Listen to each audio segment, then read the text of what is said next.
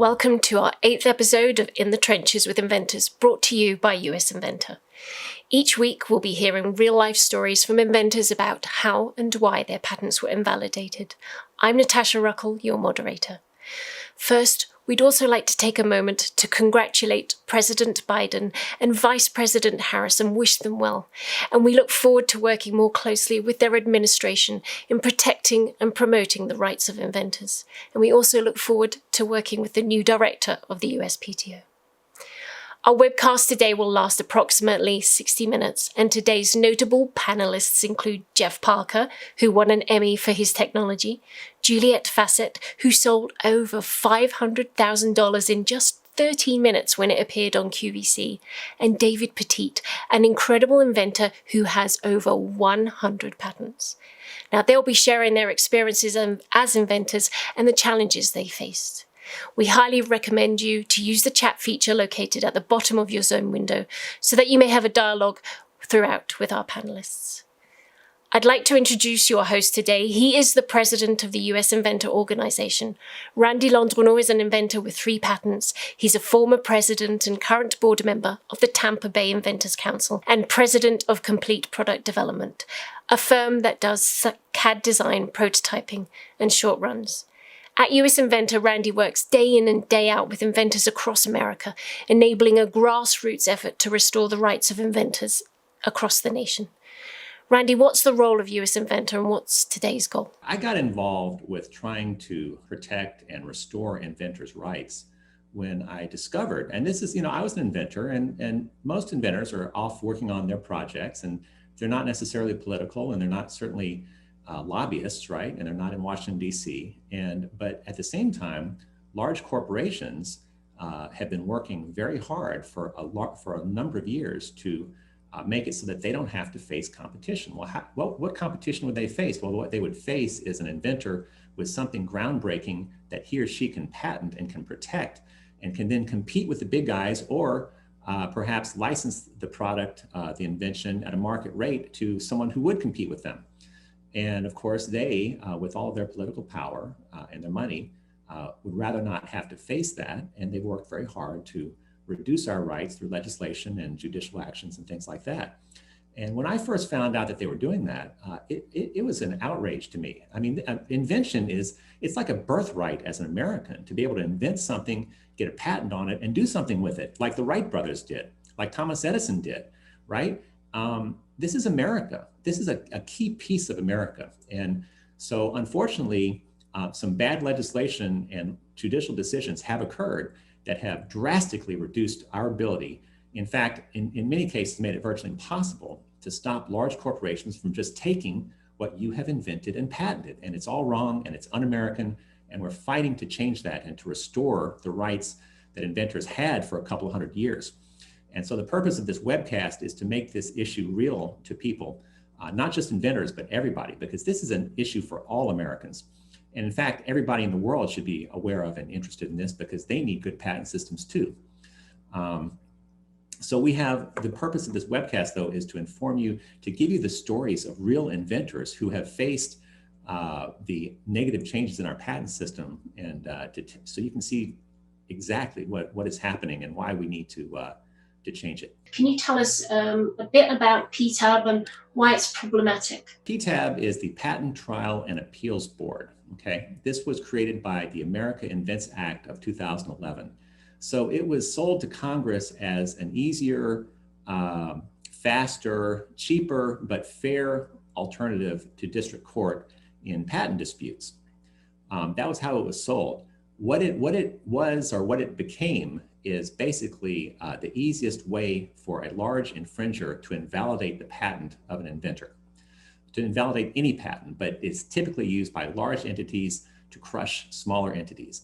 It is definitely not fair. There's no jury. Prior to this, these disputes would happen in real courts where you have a lifetime appointed judge, where you have a lot of due process, where you have a jury. The PTAB is an administrative court. There's no jury. There's no lifetime appointed judge. There's very little due process. And in fact, if you get through one, they can hit you with another one. You can be PTAB'd multiple times. And in fact, each one costs hundreds of thousands of dollars to defend against. And because there's nothing to win from it, and you have an 84% chance of losing your patent, total, destruction, attorneys typically, it's extremely rare to find an attorney who'll take one on contingency, which is how inventors normally have gotten to court in the past. Look, when you're an inventor, you typically don't have money.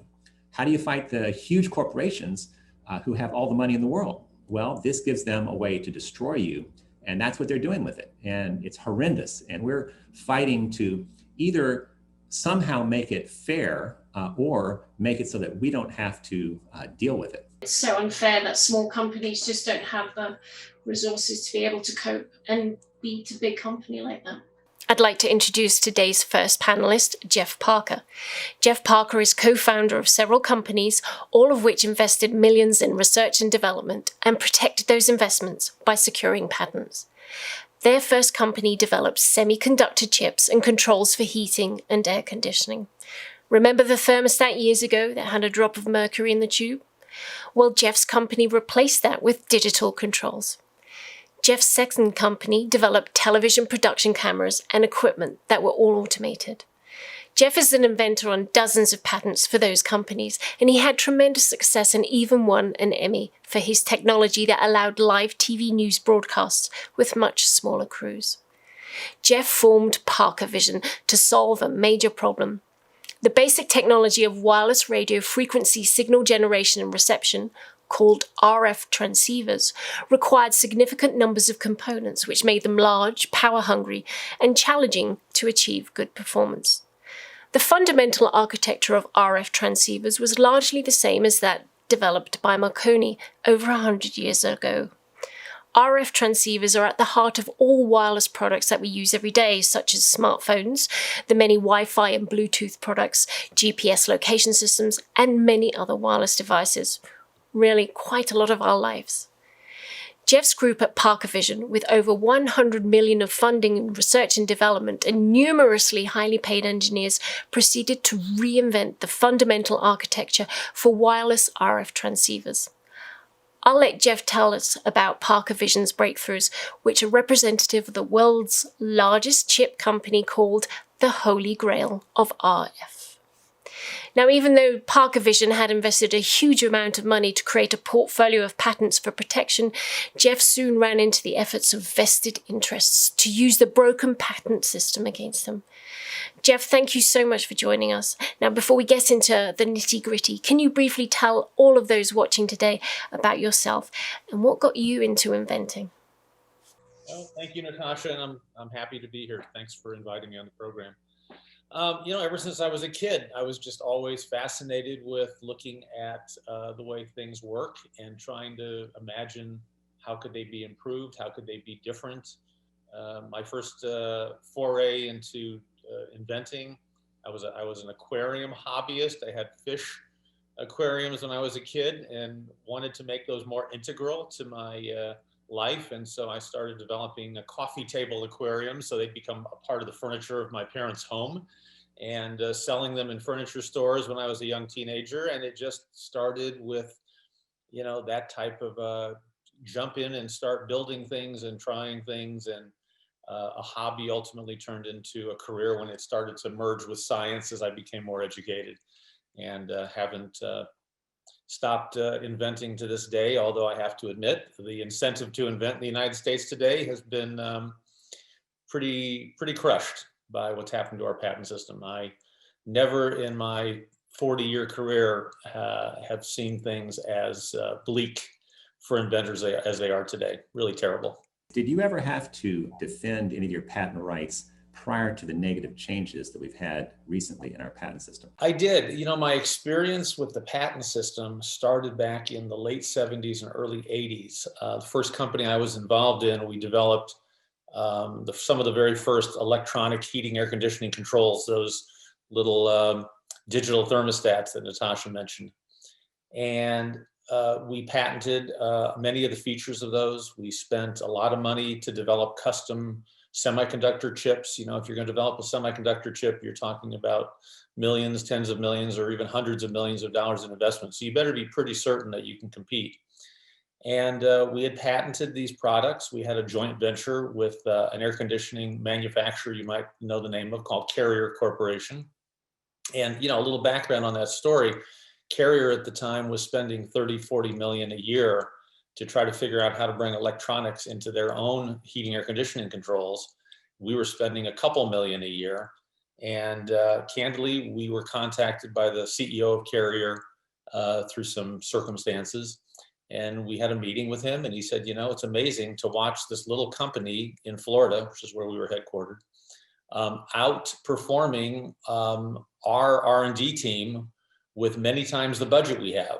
And to me, this is the fundamental of the United States innovation economy, is giving the little guy an opportunity to bring something to the market that's unique and better, and do it in a way that the large companies look at and say, how do we partner with them? Not how do we crush them? How do we work together? So we became a joint venture company with Carrier Corporation. And it was a couple of years into the venture that one of our largest competitors, much bigger than us, literally just copied the product. And they copied the product right down to the manuals, even the user manuals. It was crazy. Anyway, we sent them a letter. This was in the 80s. And this was at an era before the laws changed, when you could have an open dialogue with a competitor and not have all kinds of lawsuits flying around. And we showed them that they had infringed our patents, copied our copywritten manuals, et cetera. Literally within 4, 5, 6 months, they acknowledged they were wrong. They pulled the products off the market. They apologized, and that was the end of it. How do you think that would go in the current environment if that were happening? Kidding, Randy, come on. I mean, well, if I would pick up the phone and call someone who had infringed our products today, the first thing they'd probably do is file what's called a declaratory judgment action against us, stick us in a hostile court, which would prevent us from filing a patent litigation against them. And we'd be sitting in that hostile court for years probably before we'd even see a judge. So, this is how extreme the system has been changed. So my background was one of supporting innovation, whether it was my own innovations or engineers that were working with me in our company, and bringing things to market and depending on a system that was reliable and practical and predictable. Anyway, so that led us into a second company. We sold our first company to Carrier Corporation's parent, United Technologies. It was a great 12, 13 years together. And we started a company to do broadcast television electronics, and we brought a lot of automation to how you produce live news programs. We sold our products to ABC Network and many local affiliates of the networks. And we were able to take what took 10, 12, 15 people to produce a live news down to 1 or 2 people. And that was also a highly patented product line. Lots of investment went into those products. And after a number of years in that business, we were approached by a company who was much bigger than us, who wanted to buy the company, and had done an analysis, they told me later, on the patent portfolio. And they said, we were trying to figure out, do we buy your company or do we just do our own products? And when we saw the strength of your patent portfolio, we said, no, we need to buy it. And so they played it straight. And in the early 2000s, we sold that business to Thomson Electronics, which is a French electronics company that competes against Sony for the broadcast television equipment market. I'm not sure if they're still in that. That was some years ago. By the way, the Emmy that was awarded, just to show you how the culture has changed over the years, that Emmy didn't get awarded until after we sold that technology and product to Thomson. They were so stand up that if you go on their website to this day, they'll talk about that Emmy and say, yeah, we got the Emmy, but it was for a product and a technology we got from ParkerVision called PVTV, ParkerVision Studio. So, it was a culture and an era where people collaborated, worked together. I mean, we didn't always agree with everything, but you worked out your differences. You didn't strap in for a decade of litigation, which is where we are today. But that's what encouraged me, those experiences, to invest in this current company.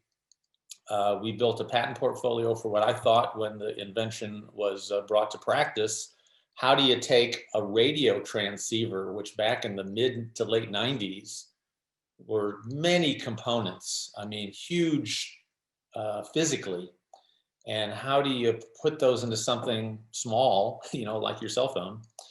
And people were trying to figure out, could you put all that on a chip? Because at the time it took up many square inches of circuit board and the components were thick and it was hard to manufacture and it didn't hold its performance over time very well. There's all kinds of problems. Anyway, when we reduced this idea we had to practice, we decided, oh my gosh, this might be the biggest thing we ever invent.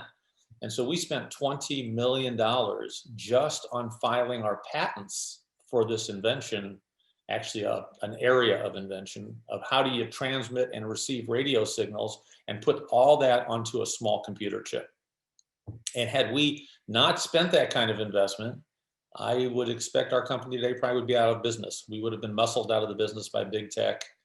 But even with that investment, which was on top of the over $100 million we spent to develop these technologies, it's been over 10 years that we've been trying to stop infringers from just taking our technology and putting it in their products and pretty much, you know, putting us out of the business. Tell us a little bit about what has happened, you know, with the PTAB, et cetera, regarding your efforts to try to stop the infringers. I appreciate the focus on our conversation on the PTAB, and I'll speak to that. But there's really been a whole series of changes to the legal system, I think pretty well orchestrated by large companies, a lot of it orchestrated by big tech, in my opinion, purposefully set up to make it ever more difficult with every change for patent holders who are not giants in their space to actually be able to enforce their patent rights.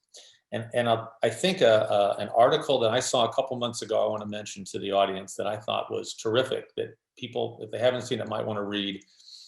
The title of the article is called "The Troll Narrative Infected the Supreme Court and Justice Kennedy Was the Vector." Now, this article was written by retired Chief Justice Paul Michel, who was the Chief Justice at the Appellate Court for Patents, the court for the Federal Circuit. And anybody who knows Paul Michel, he's a conservative, very non-excitable kind of a person. He, you know, you would never talk about pure Paul Michel talking conspiracy theories or things like that. So when he writes an article like this, it really gets your attention. But his article starts where I think the patent system began to fall apart in the United States, when the Supreme Court said back in 2007, no more injunctions. Injunctive relief is off the table for patent holders. And when that happened, no longer were companies going to sit down and talk at a table and try to figure out their differences. It became a litigation affair. And once it became a litigation affair, then it became a function of how do we keep changing the litigation rules to make the process so lengthy that it's almost impossible to get through it. One quick thing for the viewers. So any of you who aren't really knowledgeable in this area. So it used to be, if you won your patent infringement case, you could get injunctive relief. That's where you can get an injunction or stop the infringer immediately from continuing to infringe. That all changed with a particular Supreme Court decision that basically decided that you don't have injunctive relief except in rare circumstances, and you end up with a court-ordered royalty that you don't even get to negotiate. So the infringer doesn't have the penalty of having to stop what they started. So as Jeff is saying here, they get to keep producing the product and pay you a royalty, but it doesn't give them any incentive to never have stolen it in the first place. As the article with Judge Michel explains, where he believes this idea got into the heads of the Supreme Court justices was from the narrative that big tech was putting out into the internet and other publications. And he has some pretty good evidence from the rulings that have happened at the Supreme Court, how those big tech narratives have been adopted by the Supreme Court. And I think it's an important issue because what we're talking about today is we patent holders need to be more vocal. We need to have a bigger voice, because what Judge Michel is telling us is these people sitting on the Supreme Court, they're people just like you and I are people. And they're impacted, whether we want to believe it or not, by what they read, what they hear, who they speak to. And, they probably don't have the overall picture. They think they do, but they don't. And so you should read the article. It's not very long. It's very well written. And I think it's a great start to understand where the system fell apart. But so, we've been involved in some patent litigation that literally took our company from what was about a $500 million market cap. We're down today to $30 million. It's actually kind of amazing we're even in business. A lot of our investors, have asked me, how do you stay in business for a decade when you don't have control of your technology? When people can use it for free, how do you compete? And the answer is you don't compete. You move into a mode, I guess I'll call survival. Now, I didn't understand this at the beginning, and so I kept sponsoring the innovation, and we kept building our patents. We kept building innovation, thinking that at some point in time we would get justice. I never dreamt that it would take this long. But I'll just give you an example that involves the PTAB, which you mentioned earlier. So we have a case that we filed in 2014, in the middle of 2014. Which actually started in, well, I won't go into all details. Let's just say it started in 2014. That particular infringing company filed IPRs, patent challenges at the PTAB against us, a little less than a year later. They have to do it within a year or they lose the right. So it's not uncommon. They kind of wait till the end of the year, then they file the challenge. And then what happens is many district courts decide, let's just stay the patent litigation and see if the patents survive the challenge.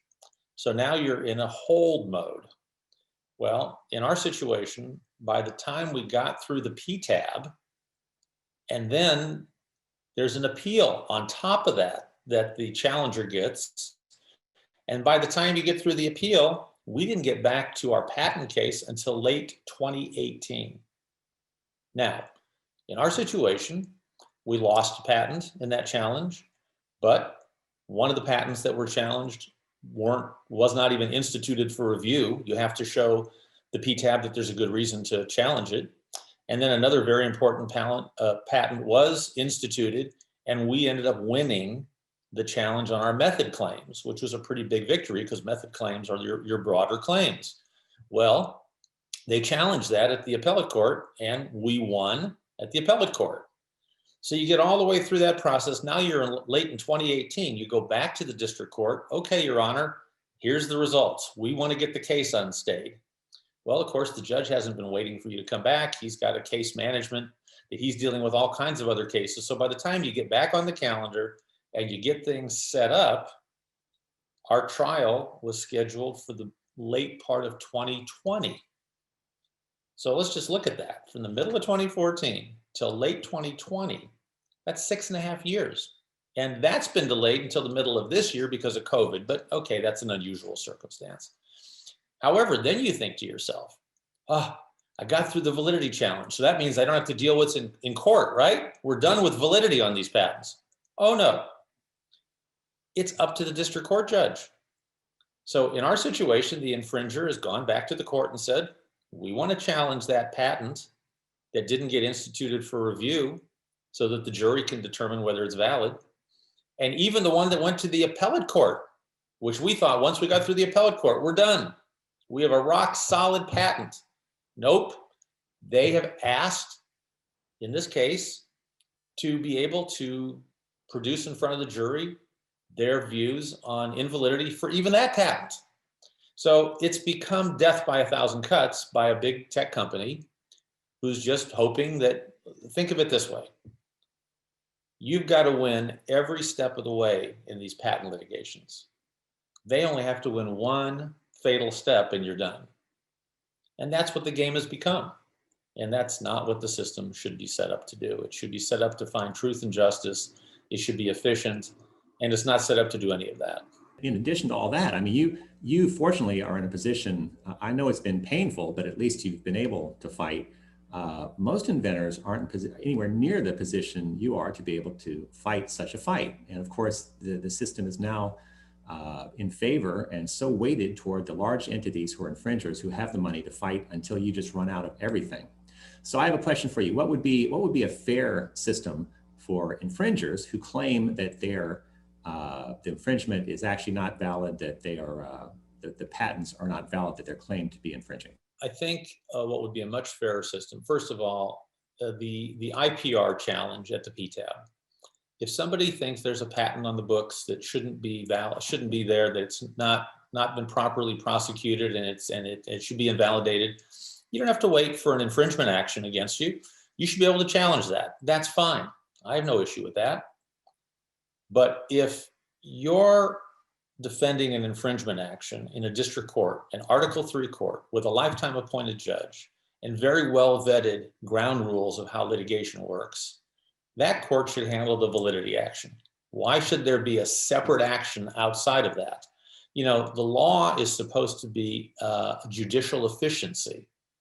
There's no judicial efficiency by doing the same thing in multiple courts. And the PTAB, as you pointed out earlier, isn't even an Article III court. So look, we had a situation in another case. I won't get into the details, but just think of this. We had a situation where after somebody lost an infringement case against us and they didn't challenge the patents, they didn't take that 1-year time frame at the beginning and challenge it. They've lost the right. So they lose the case. And a few months after they've lost the case, out of no place, we get a PTAB IPR challenge from, we're a publicly traded company, from a short seller of our stock, someone who's trying to predict our stock price will go down. And oftentimes short sellers try to help a stock price go down. Well, without going into all the details, we got some limited discovery in that case. And guess who the short seller's legal bills were being paid by? If you guess the infringer, you guessed right. Now, come on. You know, what we've become in this country is if you look at all these reforms to the patent system, I think a number of them had at the beginning some good intentions. Yes, there might have been some abuse of the patent system, and there's always abuse of everything in our economy. I mean, that's just the way it is. But you don't throw the babies out with the bathwater. So what's happened with all these reforms is they've now become a way for large companies to use the law to break the law. Think about that. If I can just keep you wondering if I can get rid of your patent with enough IPR challenges, I may truly believe and know that I'm infringing your patent. I may truly believe and know that it's a valid patent. But, you know, maybe I can just spend you out of the business. Your story, Jeff, is very familiar, but we're running out of time, and I just quickly wanted to ask you, it's been going on for such a long time. How's it made you feel emotionally? Not just you, your family, your team. What impact has it had? So our company, I mentioned, had a $500 million market cap that's been knocked down to 30 million, which is up from 10 million, by the way. Okay, so that's the good news, bad news, good news. You know, you would think our investors would be angry and have given up. The reality of it is they're just the opposite. They're so disgusted and so sickened by what these large companies are allowed to do to emerging new companies that they've continued to support this. So as terrible as it's been, I think, you know, I've spent many months away from home, watched some of my kids grow up without me around as much. I mean, there's lots of terrible things that happen when you're in a situation like this.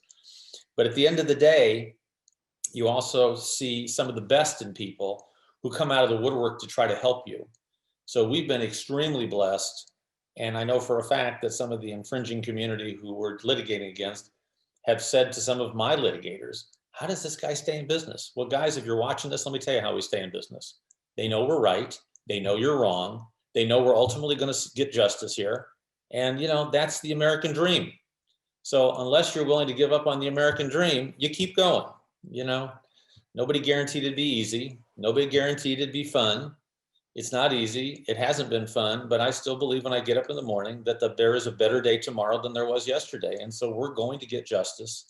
And we're gonna out these people for what they are, which candidly is just, I'll just stop there. I don't want to get my litigators unhappy with things I might say beyond that. But it's really sad because, by the way, in my career, as you heard earlier, I've had the good fortune of working small company, big company, where 1 + 1 can equal way more than 2.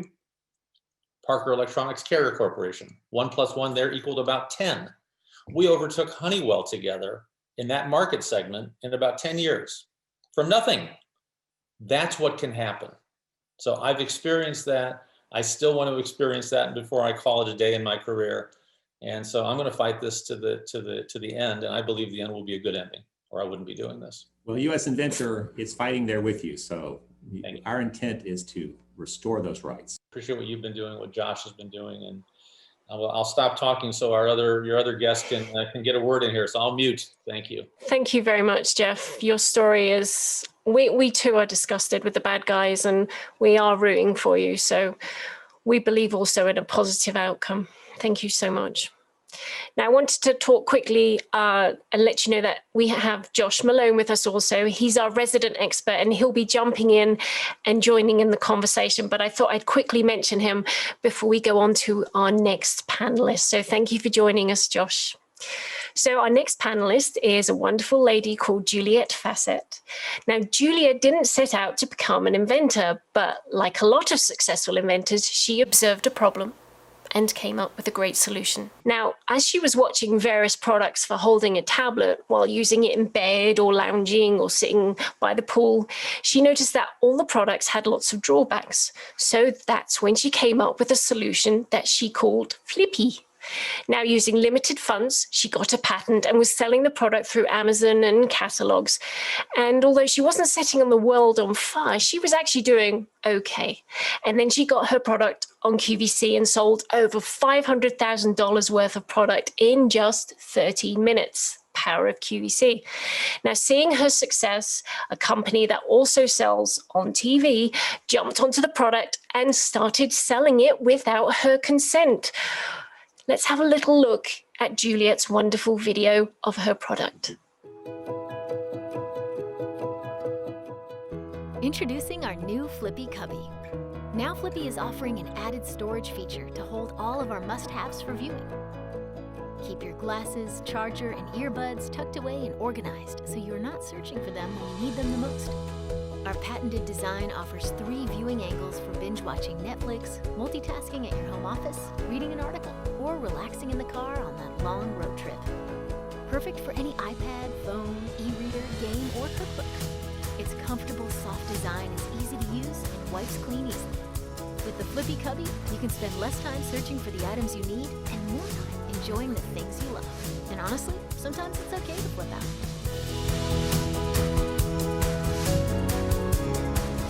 Juliette, that is an awesome product. My dad is glued to his tablet, so you know what? I'm going to go and buy him one and send it to him in England. Well, thank you for joining us, and your story is also very amazing. But could we start maybe with a brief overview of your background, where you came from and how you came up with the idea for Flippy? I started this business because a catalog company had told me that they were having a lot of success with iPad stands, and they thought that I should try to come up with a better iPad stand. So I actually had a customer sort of ready to at least look at a product if I came up with one. And so I just started thinking about it and muddling it over in my head. And my husband is an engineer. He's an optics guy. So as these things happen, I sort of woke up one morning and it just kind of came to me that this is something that might work. And I worked with Bruce, my husband, to do the CAD drawing. And then we talked about the angles and what would be the best angles for, lying down or sitting at a table or standing up, and, cobbled the thing together. We didn't have any money at all, just scraped it together over the course of a year and a half, and then got it to market very slowly, started, selling it on Amazon. And then after being said, having the door slammed in my face a million times from QVC, was actually able to find someone who believed in the product, tried it, and was like, this thing is genius, and got into QVC, and we sold out. And it just exploded from there. It just went. So Juliette, you described to me when we spoke earlier, so it really sold well in QVC. And at some point soon after that, you noticed that it was being infringed. Tell our audience about that. I was actually, I live in Portland, Oregon, and I was in Utah with my family. And my girlfriend from LA called me and said, there's a Flippy ripoff on television late at night I've been seeing on cable. And I said, no, that's probably not an infringement. It's probably something else. And she said, no, it's a Flippy ripoff. So I looked up the information and found that it was a Flippy ripoff. And I said to my brother-in-law, who is a personal injury attorney and was the president of the bar in Utah, I was standing in line with him at a coffee shop, and I said, do you know anything about this type of situation? And he said, well, let's look up the company. So he logged into his Westlaw database, and he just started scrolling through the database and looking at the lawsuits with this company, this infringing company. And he said, oh, this is bad. This is really, really bad. Oh, Juliet, I'm so sorry. And he just kept going and going and going. And from there, I called my main investor and business partner, and I said, we got a problem. And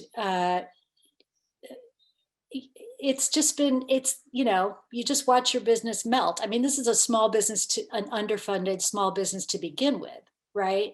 And it just melted away.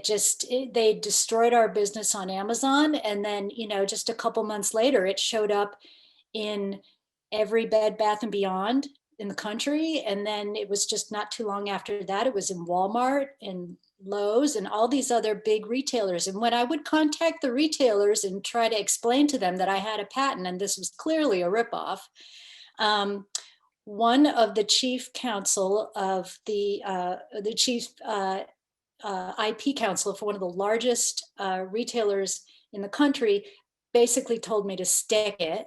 And he said, it's our policy. We respect everybody's IP rights, but it's our policy to let people work it out with the infringer directly. And I'm like, well, that's really convenient because you're selling my product and making millions of dollars on it. And you're telling me to go work it out with this billion-dollar company while I'm sitting at my kitchen table. I mean, I was furious. And these retailers are complicit because they indemnify these infringers. So these products are really easy to get to market and easy to blow up and sell millions and millions of dollars worth. And Josh knows this story better than anybody. Yeah. So Juliet probably isn't comfortable telling you guys, but she's tangling with Ontel, which is run by Chuck Kubani, who's the brother of AJ Kubani. So these are the As Seen on TV family that I had to tangle with. And what she described is very similar to the experience I went through. You look at these guys' history of ripping off inventors and then litigating them into oblivion. And she's at the kind of at the beginning stages of that. And it's very, very unfortunate the way these large corporations don't have to respect our patents. How does this all make you feel? How's it affected your life, your work, your livelihood? Well, stress,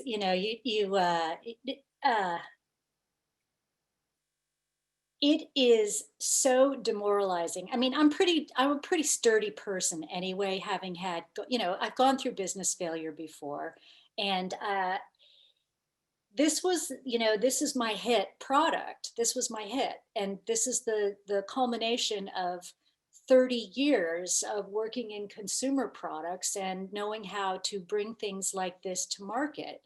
And it's incredibly, to say that it's stressful is sort of an understatement. I mean, waking up in the middle of the night angry and wondering how you can get a flamethrower and drive to New Jersey is like, that's just not normal. I'm a lover, not a fighter.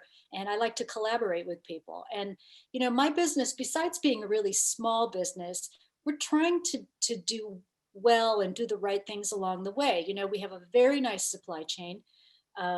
We donate a portion of each sales goes to firstbook.org, which is our literacy nonprofit partner based in Washington, D.C. We're a certified woman-owned business. And our warehouse, one of our warehouses, employs developmentally challenged adults, providing them with jobs. And, you're trying to do everything right. And these guys come and they just I can't say anything specifically about their supply chain, but they're undercutting us. And it's to say that it's frustrating doesn't really cover it. I'm scared to death we're going to end up at the IPR and we're just hanging on by a thread every day. So, I listen to a lot of AC/DC and break glass. Juliet, you sound like a wonderful person, and your company seems to be operating with the most amazing philosophy. So we're with you, and we'll be playing the AC/DC too in the background as you take the bad guys on. Thank you so much for joining us today. And US Inventor will be fighting for you, okay? Just know that. Yep.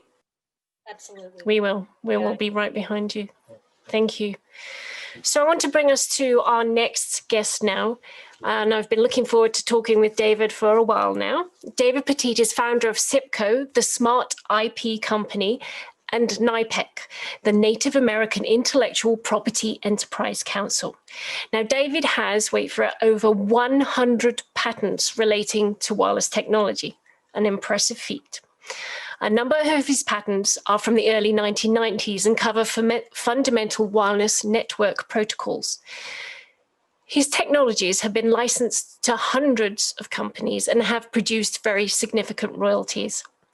David has experienced how our patent system worked before and after the passage of the American Inventors Act, and his patents have received numerous PTAB attacks.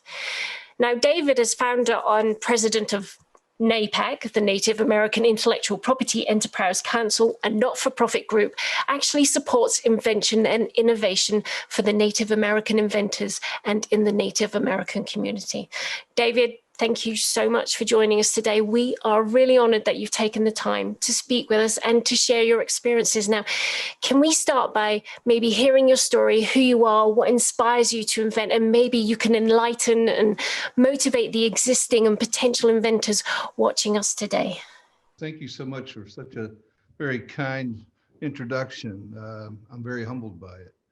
And one of the underlying things you didn't say is David has contracted COVID. So I'm actually giving this as I'm still struggling with COVID. So if my mind gets a little foggy, just kind of bear with me. I'll hopefully gather my thoughts back. But no, I really appreciate it.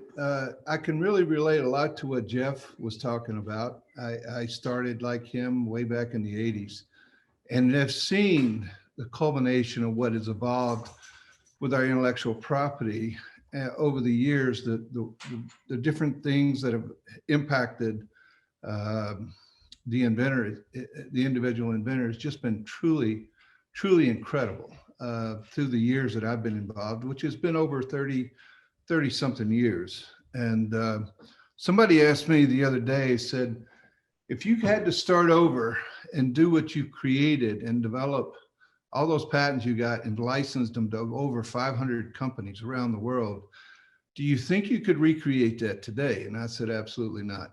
It would be totally impossible. And reality is, by saying that, I'm actually admitting that we've got a failed patent system. It is broke. There's no question about it.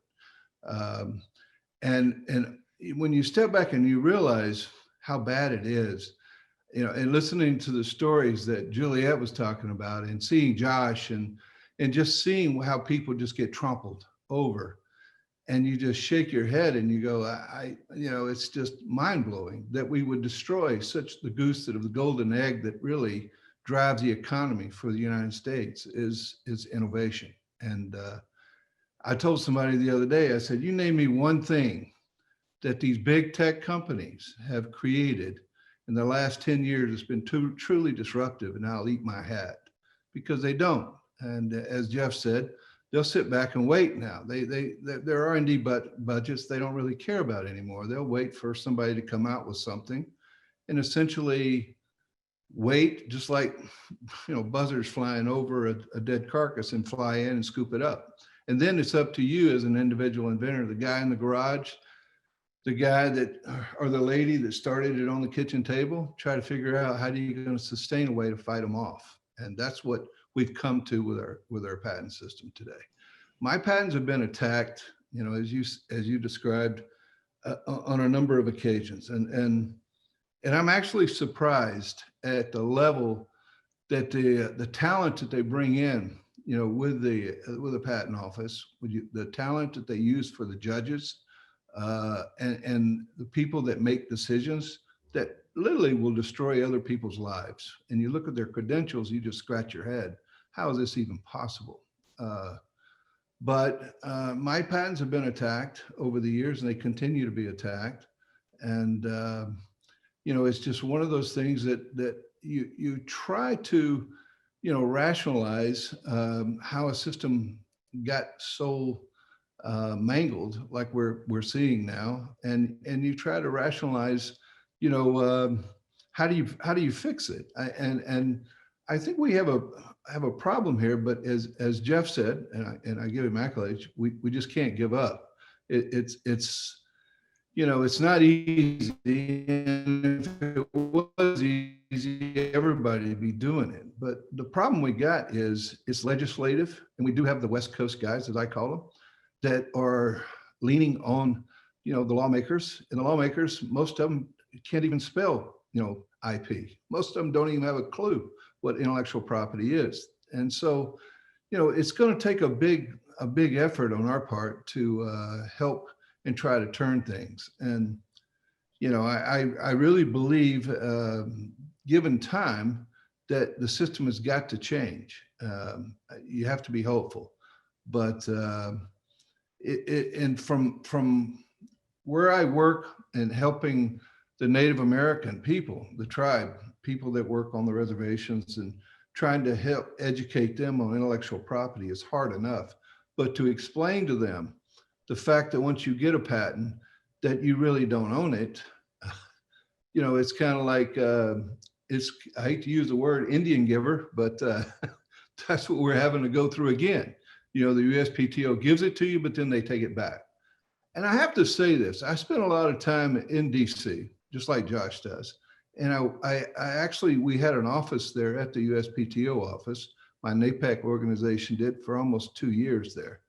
And I have to say that what's truly astounding to me is when you get involved in it and you see how strong the lobbyists are pushing to change and alter, the laws for the U.S. patent system.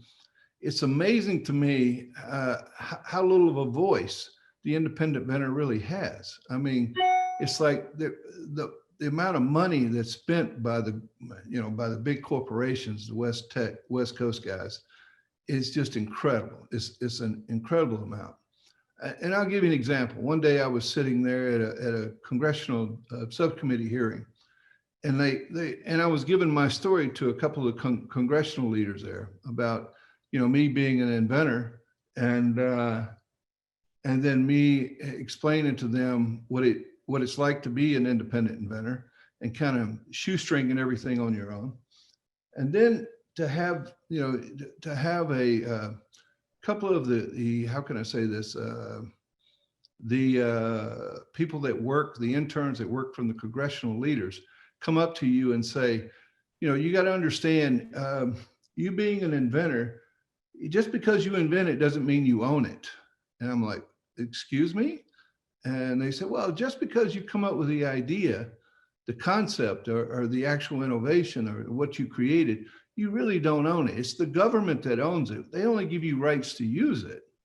And I said, wait a minute, let me get this straight. You're saying that even though I come up with the idea, I really don't own it. The new concept is that the government actually owns it, and they have a right to take it away. He said, absolutely. And the reason why is because you got your knowledge from the educational institutes, you got your knowledge from the library that was funded by the taxpayers. You use the internet, which was created by the taxpayers.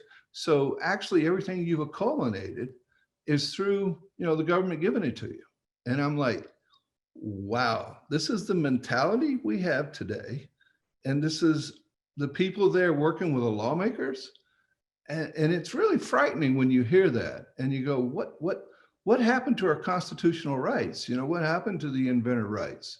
and you can see there's been just a major paradigm shift. And, this whole movement where high tech has just taken and put a whole new consciousness in to, giving them rights to anything you create now. And so I think we definitely got an uphill battle. And I didn't want to go on and on and on, but just give you a little bit of idea of the challenges that we have. And I think, it's not going to be easy, but in the long run, I think we'll win. It's just, we just got to keep pounding at it. You're totally right that our voice, we have more of a voice now than we did a few years ago. I can assure you that, but we have a long way to go, and we need a lot of help. We need all the viewers to spread the message and to help us tell their elected representatives that this matters, and we're working hard to get the word out and to get media all over the country involved in our fight. But interestingly, so for the viewers, David was inventing a lot of these patents regarding wireless technology were really early on, and your timing was kind of perfect. It was before the system was totally broken, and you were able to get out and actually sell a business just as the PTAB was about to get started, right? So you did pretty well, but after that, a number of those patents actually got invalidated by the PTAB. I was sitting there the other day, I was going through and reading some of the court documents on it and then understanding what happened.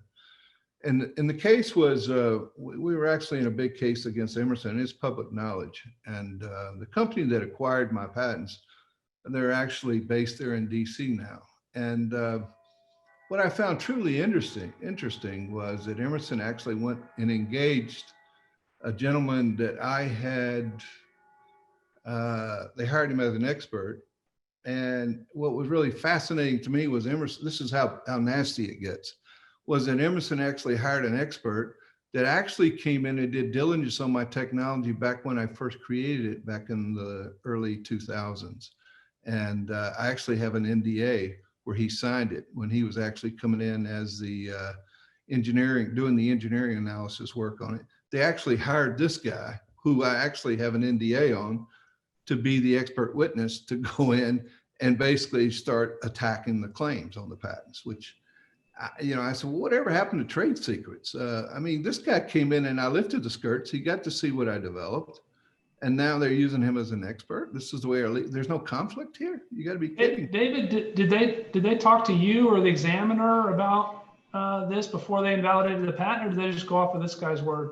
No, they just went off his word. Absolutely. Just bam.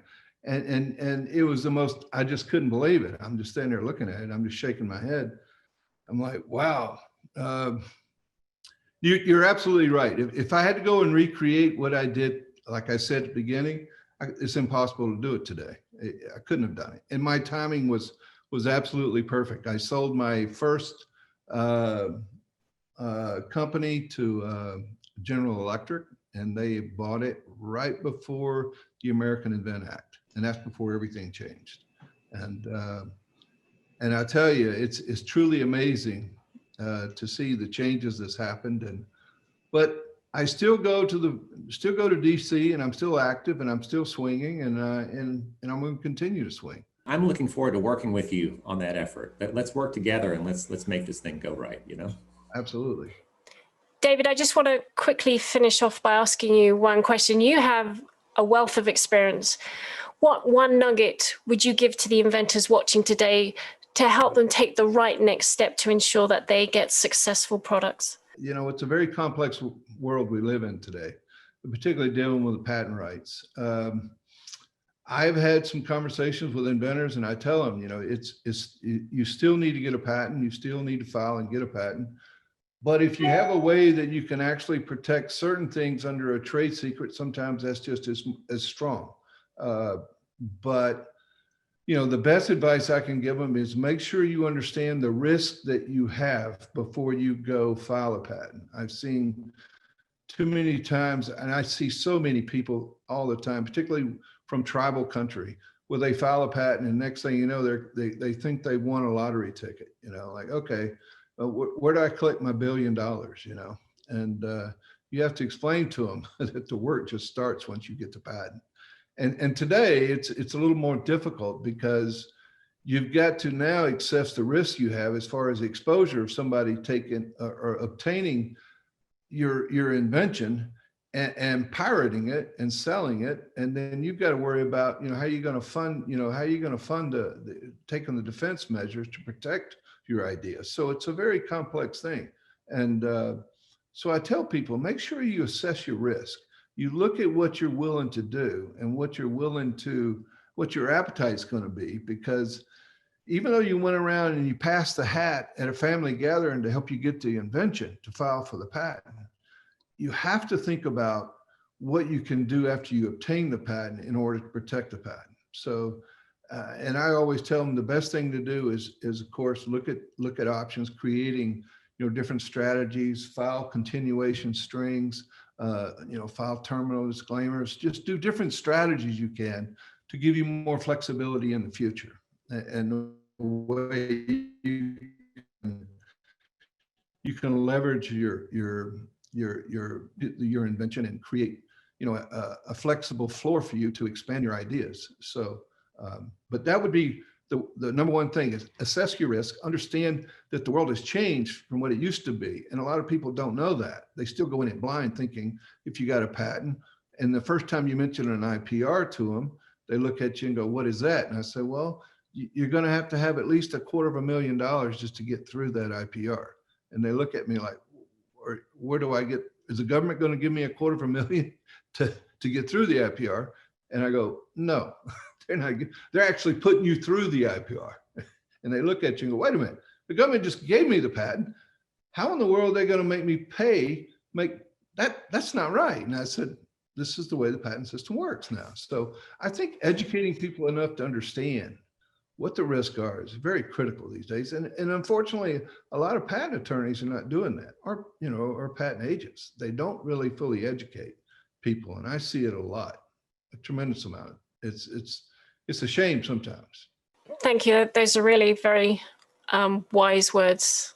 And I want to thank all our panelists today. We've run out of time already, would you believe? But I just want to repeat some words from the young poet Amanda Gorman from her poem, The Hill We Climb. When the day comes, we step out of the shade of flame and unafraid, the new dawn blooms as we free it. For there is always light if only we're brave enough to see it, if only we're brave enough to be it. And today we've heard stories from these amazing inventors. We've learned of their struggles, their courage, and their resilience. Their challenges should inspire us as inventors to work together in our common goal of protecting and promoting the rights of inventors. So I would, from the bottom of my heart, love to thank Jeff, Juliet, David, Josh, and Randy, and everyone who signed in to watch today. Don't forget to check out US Inventor, where we'll be putting the video and finding other useful information there too. And you can subscribe to our YouTube channel, as well as don't forget to check out our US Inventor social media accounts, Facebook, Twitter, LinkedIn. That's all there is time for from me. I'm going to give us the chance to listen to Randy for a final word. Thank you to all the panelists, and thank you to all the viewers watching. The key thing we have to do, if we're ever going to restore the rights of inventors, which are critical for American innovation, they are the reason that America led the world in innovation from the start.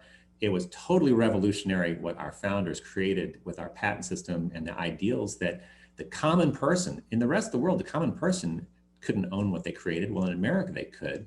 And that's what got the ball rolling for real innovation for the world. And that's what changed everything. And we have to restore that, because America has to have innovation to compete in the world. But it's also a matter of creative people should be, just from a matter of fairness, you should be able to own what you create. What didn't exist before you created it, you should be able to own it.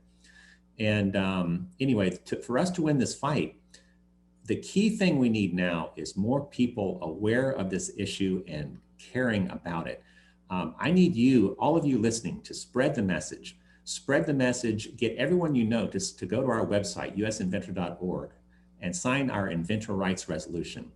And you'll become part of our team. And if we're ever visiting your representative in your area, you'll be invited to come along. And it will show that people, that their voters care about this issue. That is what we need the most, in fighting against huge corporations with huge amounts of money and armies of lobbyists.